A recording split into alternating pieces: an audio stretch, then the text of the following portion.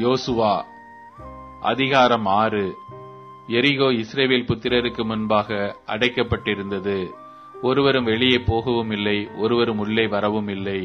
கர்த்தர் யோசுவாவை நோக்கி, இதோ எரிகோவையும் அதன் ராஜாவையும் யுத்த வீரரையும் உன் கையில் ஒப்புக் கொடுத்தேன். யுத்த புருஷராகிய நீங்கள் அனைவரும் பட்டணத்தை சூழ்ந்து ஒரு தரம் சுற்றி வாருங்கள். இப்படி 6 நாள் செய்ய கடவீர்கள். 7 ஆசாரியர் பெட்டிக்கு முன்பாக 7 கொம்பு எக்காளங்களை பிடித்துக் கொண்டு போக வேண்டும். 7ஆம் நாளில் பட்டணத்தை 7 தரம் சுற்றி வர கடவர்கள். ஆசாரியர் எக்காளங்களை ஊத வேண்டும். அவர்கள் அந்த கொம்புகளினால் நெடுந்தொணி இடும் போதும் நீங்கள் எக்கால சத்தத்தை கேட்கும் போதும் ஜனங்கள் எல்லாரும் மகா ஆரவாரத்தோடே ஆர்ப்பரிக்க கடவர்கள். அப்பொழுது பட்டணத்தின் அலங்கம் இடிந்து விழும். உடனே ஜனங்கள் அவரவர் தங்களுக்கு நேராக ஏறக்கடவர்கள் என்றார். அந்தப்படியே நூனின் குமாரனாகிய யோசுவா ஆசாரியரை அழைத்து, உடன்படிக்கை பெட்டியை எடுத்துக்கொண்டு போங்கள். தொனிக்கும் 7 எக்காளங்களையும் 7 ஆசாரியர்கள் கர்த்தருடைய பெட்டிக்கு முன்பாக பிடித்துக் கொண்டு போக கடவர்கள் என்று சொல்லி ஜனங்களை நோக்கி, பட்டணத்தை சுற்றி நடந்து போங்கள். யுத்த சன்னத்தாரானவர்கள் கர்த்தரின் பெட்டிக்கு முன் நடக்க கடவர்கள் என்றான். யோசுவா ஜனங்களிடத்தில் பேசினவுடனே தொனிக்கும் 7 எக்காளங்களை பிடித்திருக்கிற 7 ஆசாரியர் கர்த்தருக்கு முன்பாக நடந்து எக்காளங்களை ஊதினார்கள். கர்த்தருடைய உடன்படிக்கை பெட்டி அவர்களுக்கு பின் சென்றது. எக்காளங்களை ஊதுகிற ஆசாரியருக்கு முன் யுத்த சன்னத்தரானவர்கள் நடந்தார்கள். பின்தண்டு எக்காளங்கள் ஊதப்படும் போது பெட்டிக்கு பின் சென்றது. யோசுவா ஜனங்களை நோக்கி, நான் சொல்லும் நாள் மட்டும் நீங்கள் ஆர்ப்பரியாமலும் உங்கள் வாயினால் சத்தம் காட்டாமலும் இருங்கள். உங்கள் வாயிலிருந்து ஒரு பேச்சும் புறப்பட வேண்டாம். ஆர்ப்பரியுங்கள் என்று உங்களுக்கு நான் சொல்லும் நாளிலே ஆர்ப்பரிப்பீர்களாக என்று கட்டளையிட்டிருந்தான். அப்படியே கர்த்தரின் பெட்டியை பட்டணத்தை சூழ்ந்து ஒரு தரம் சுற்றி வர பண்ணினான். அவர்கள் திரும்ப பாளையத்தில் வந்து பாளையத்தில் தங்கினார்கள். யோசுவா அதிகாலமே எழுந்திருந்தான்.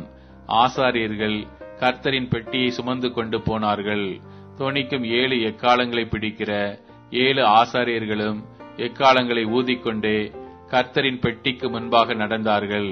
யுத்த சன்னத்தரானவர்கள் அவர்களுக்கு முன்னாலே நடந்தார்கள். பின் தண்டோவெனில் எக்காளங்கள் ஊதப்படுகையில் கர்த்தரின் பெட்டிக்கு பின் சென்றது. 2ஆம் நாளிலும் பட்டணத்தை ஒரு தரம் சுற்றி வந்து பாளையத்துக்கு திரும்பினார்கள். இந்தப்படி 6 நாளும் செய்தார்கள். 7ஆம் நாளில் அதிகாலமே கிழக்கு வெளுக்கும் போது எழுந்திருந்து அந்த பிரகாரமே பட்டணத்தை 7 தரம் சுற்றி வந்தார்கள். 7ஆம் தரம் ஆசாரியர் எக்காளங்களை ஊதுகையில் யோசுவா ஜனங்களை நோக்கி, ஆர்ப்பரியுங்கள். பட்டணத்தை கர்த்தர் உங்களுக்கு ஒப்புக் கொடுத்தார். ஆனாலும் இந்த பட்டணமும் இதிலுள்ள யாவும் கர்த்தருக்கு சாபத்தீடாயிருக்கும். நாம் அனுப்பின ஆட்களை ராகாப் என்னும் வேசி மறைத்து வைத்தபடியால் அவளும் அவளுடைய வீட்டுக்குள் இருக்கிற அனைவரும் மாத்திரம் உயிரோடு இருக்க கடவர்கள். சாபத்தீடானதில் ஏதாகிலும் எடுத்துக் கொள்ளுகிறதினாலே நீங்கள் சாபத்தீடாகாதபடிக்கும் இஸ்ரவேல் பாளையத்தை சாபத்தீடாக்கி அதை கலங்க பண்ணாதபடிக்கும் நீங்கள் சாபத்தீடானதற்கு மாத்திரம் எச்சரிக்கையாயிருங்கள். சகல வெள்ளியும் பொன்னும் வெண்கலத்தினாலும் இரும்பினாலும் செய்யப்பட்ட பாத்திரங்களும் கர்த்தருக்கு பரிசுத்தமானவைகள். அவைகள் கர்த்தரின் பொக்கிஷத்தில் சேரும் என்றான். எக்காளங்களை ஊதுகையில் ஜனங்கள் ஆர்ப்பரித்தார்கள்.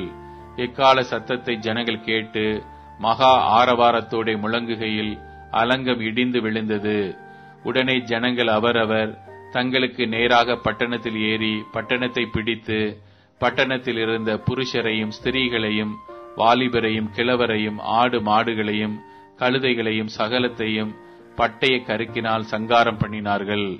யோசுவா தேசத்தை வேவு பார்த்த 2 புருஷரை நோக்கி, நீங்கள் அந்த வேசியின் வீட்டிலே போய் நீங்கள் அவளுக்கு ஆணையிட்டபடி அந்த ஸ்திரீயையும் அவளுக்கு உண்டான யாவையும் அங்கே இருந்து வெளியே கொண்டு வாருங்கள் என்றான்.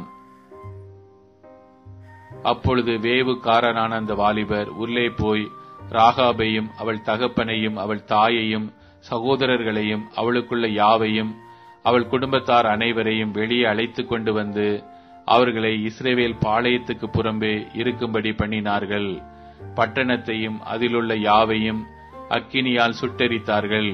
வெள்ளியையும் பொன்னையும் வெண்கலத்தினாலும் இரும்பினாலும் செய்த பாத்திரங்களை மாத்திரம் கர்த்தரின் ஆலய பொக்கிஷத்தில் சேர்த்தார்கள்.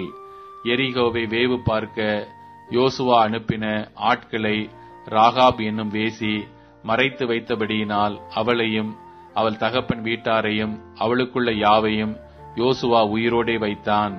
அவள் இந்நாள் வரைக்கும் இஸ்ரவேலின் நடுவிலே குடியிருக்கிறாள். அக்காலத்திலே யோசுவா இந்த எரிகோ பட்டணத்தை கட்டும்படி எழும்பும் மனுஷன் கர்த்தருக்கு முன்பாக சபிக்கப்பட்டிருக்க கடவன்.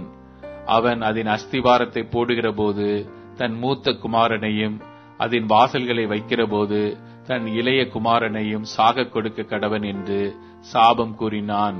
இவ்விதமாய் கர்த்தர் யோசுவாவோடே கூட இருந்தார். அவன் கீர்த்தி தேசமெங்கும் பரம்பிற்று.